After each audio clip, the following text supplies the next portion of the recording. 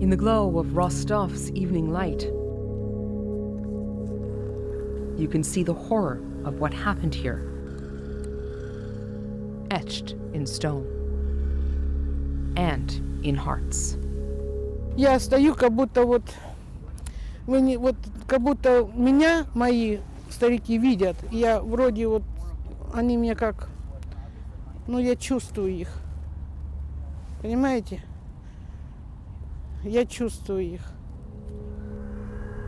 The green sloping ravine, a blanket covering the grave of 27,000 souls who died in a holocaust of bullets.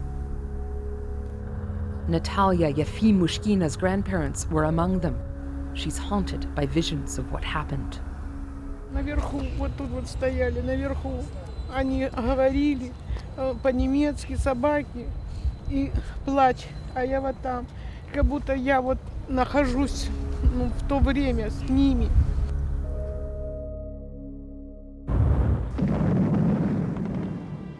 During the Second World War, the Nazis deployed Einsatzgruppen, brutal mobile killing squads. They moved into newly conquered territory, rounded up the Jews who remained behind. Sometimes, using interpreters, they ordered them to strip, then killed them in a hail of bullets. In the summer of 1942, they came to Rostov. You just can't help but cry. You look and you just realize this entire ravine was filled with bodies. Canadian Rabbi Chaim Danziger was drawn here 12 years ago by the challenge of rebuilding the city's once robust Jewish life. People are still hurting with what happened. We can't say that it happened, so long ago, and just let's turn a page. No. Danziger is helping the community put a name to every life lost in the ravine. But in recent weeks, he's been helping them process news from his home country. An interpreter attached to the unit that brought death to Rostov, alive in Canada. The thought that for me was shocking, I'm from Toronto, that an hour away from my home, someone who was here in Rostov and involved in the horrific, heinous crimes is living peacefully was something that I just very, very hard. And people come to me, they ask, what can I say? I don't know. For those haunted by the past, it's a slap in the face. И он спокойно живет, ему ничего не снится. Helmut Oberlander was 17 when he began working as a Russian interpreter for Einsatzgruppen.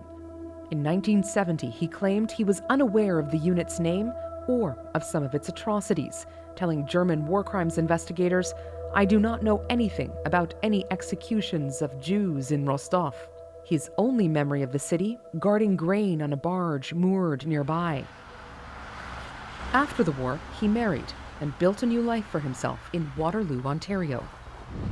The successful developer was at his condo in Florida when in 1995 his past very publicly caught up with him amid allegations he may have committed war crimes. He was forced to leave the US and never return. Back in Canada, his daughter Irene defended him. He's completely innocent. He definitely didn't commit any war crimes, and he didn't misrepresent himself when he came into the country. German investigators had no proof Oberlander took part in any killings. Ultimately, a Canadian federal commission decided, in view of the lack of evidence, no prosecution should be started against Helmut Oberlander. Instead, it recommended he be stripped of his Canadian citizenship on the basis of his failure to divulge his membership in the SS and the Einsatzgruppe. 4 times Oberlander's citizenship was revoked. 3 times it was overturned on appeal. And now, the 97-year-old's lawyer has filed a motion to permanently quash deportation. In Rostov, disbelief Oberlander didn't know what his unit was doing. Ina Rizhevskaya lost an aunt and a nephew here. Это все ерунда. Я так считаю, что это все ерунда, что он придумывает. 17 лет он был переводчиком, а то, что они убивали людей, и уничтожали. Это он не знал. Это ерунда. Так что все будет нормально. Grief lingers here. Потому что вот это воспоминания, они никогда не уходят. Вот здесь внутри они никогда не проходят. Maya Rosina lost her grandparents and 13-year-old aunt in the ravine. She, too, doesn't believe Oberlander's claims. Это он не видел, да, слепой был. Ну, наверное, за это, наверное, тоже надо наказать. Но не депортировать, это не мера наказания. What does justice mean? It's not about an eye for eye. It's not about punishment. Justice just means that if someone has to be held accountable. For that, they look to Canada. Today, though, is about the future. A bar mitzvah. A sign a new and flourishing Jewish community is rising in Rostov.